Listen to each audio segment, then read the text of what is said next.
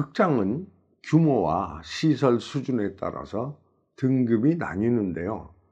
흔히 일류라고 칭하는 개봉관은 대개 좌석이 1000석 이상인 대형 극장을 지칭합니다.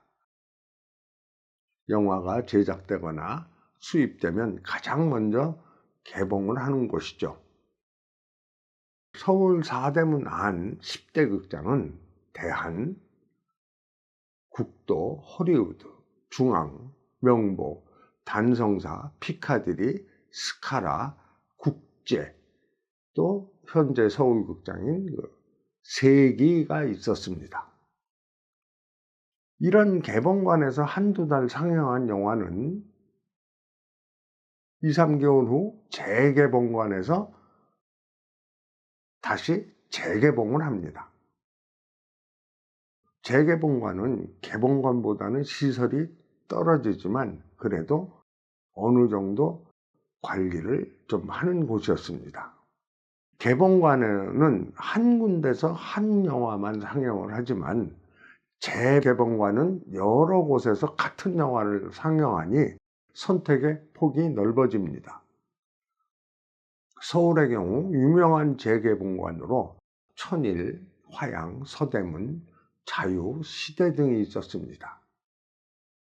보통 재개봉관은 영화 제목과 극장명만 알리는 2줄짜리 광고를 신문에 싣지만 앞서 열거한 좀 이름 있는 재개봉관은 너댓 개가 합동으로 우리가 볼 수 있는 영화 광고를 신문에 게재했습니다. 또 어떤 경우에는 여러 가지 문제로 인류관에서 개봉하지 못한 영화를 합동으로 개봉하기도 했습니다.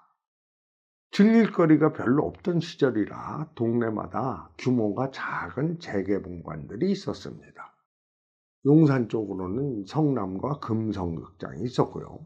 종로에는 문화, 파고다, 또 이제 명륜, 동보, 퇴계로에는 나중에 극동이라고 이름이 바뀐 아테네, 또 명보극장 뒤에 초동극장이 있었습니다. 초동극장은 일제가 물러서면서 금괴가 묻혀 있었다는 소문이 돌아서 주인이 여러 번 바뀌고 그 발굴 공사를 했던 곳이기도 합니다.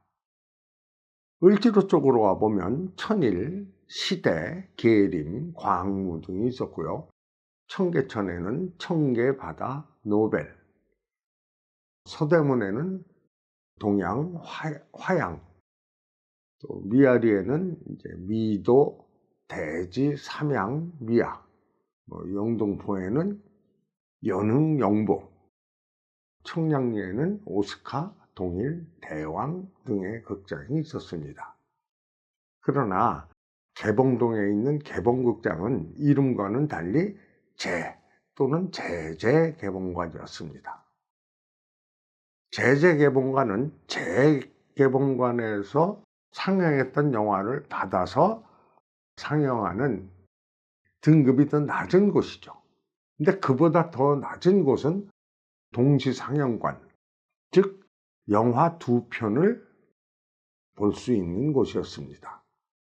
서울예술전문대학이 생기기 전 드라마 센터도 얼마간 동시상영 영화관이었던 적이 있습니다.